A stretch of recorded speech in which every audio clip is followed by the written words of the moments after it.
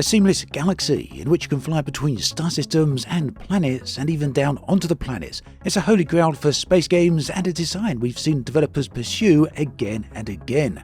Spacecraft then was revealed last month, and since then we've seen a bunch of new information, including some of it from a brand new interview which went onto the website Rock Paper Shotgun yesterday. On screen we can see the revealed trailer, which unfortunately doesn't give us any gameplay, but it does give us a bit of insight as to the general theme of the game. Now, Spacecraft is an online space exploration and building game which focuses on crafting, resource acquisition and community-driven gameplay.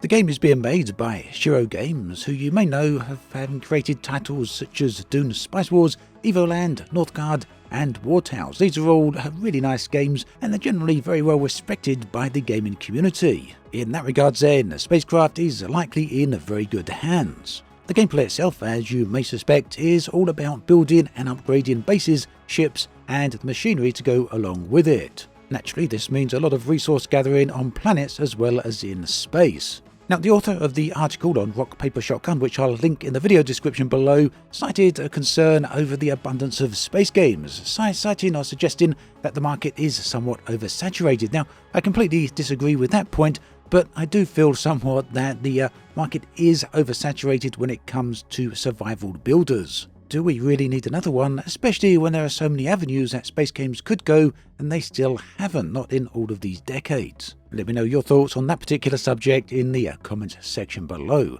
So quite obviously a big focus of the game is on building the spacecraft, on building your spaceships. Here players construct and customize ships with somewhat modular-like components and a design philosophy aimed at creating blueprints which they can then sell or trade with others.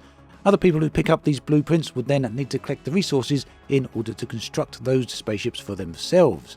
Exploration does form a big focus of the game, with seamless travel from space to planets, and this includes underwater sections, so I'm kind of curious to see how that particular aspect unfolds. Now, there's also going to be NPC missions in there, as well as treasure to discover, as well as, of course, a whole variety of different planets to explore. The game is online, and this means it will be set on the game's official servers. There are not going to be any private servers here, and each server, it seems, will be able to hold a few thousand players. The developers have emphasized that players will be able to play at the game solo, that they'll be able to achieve many of the tasks, but primarily the game is aimed at cooperation, and this means that PvP is not really the main focus. In fact, it's more about a cooperative economic competition rather than direct large-scale PvP conflict. Quite happy to hear about that, because although the developers have said that PvP may evolve based on community feedback, it's kind of nice to see a game without the concerns or worry about PvP, because obviously that is in a lot of games already. Now, in terms of the game world itself, this does have numerous systems and planets. I don't think the developers have yet expressed the exact size of it, but they have, of course, said it is going to be procedurally generated, because really there's no way to create a game of this scale without relying on procedural generation. But they're also keen to emphasize that they're trying to not fall into the usual pitfalls and traps of this technology, so they're trying to maintain a decent amount of variety here. For me, this is something we'll have to wait and see, because obviously a lot of developers make these claims before releasing such games, and invariably procedural generation does lead to a lot of repetition, but not always, so I'm willing to give a wait and see approach on this one. In case you're wondering how the whole perspective thing unfolds, is it going to be first person or third person? Well, players can explore planetary surfaces and buildings in first person. Ship flight, on the other hand, is currently a third person only, but the developers have said that they are aware of demand for cockpit view, so they will consider that for the future. The good news for all of this is that it seems ultimately Spacecraft is all about a PC-focused game. This starts with the lack of controller support. It's all about PC controls to start with here.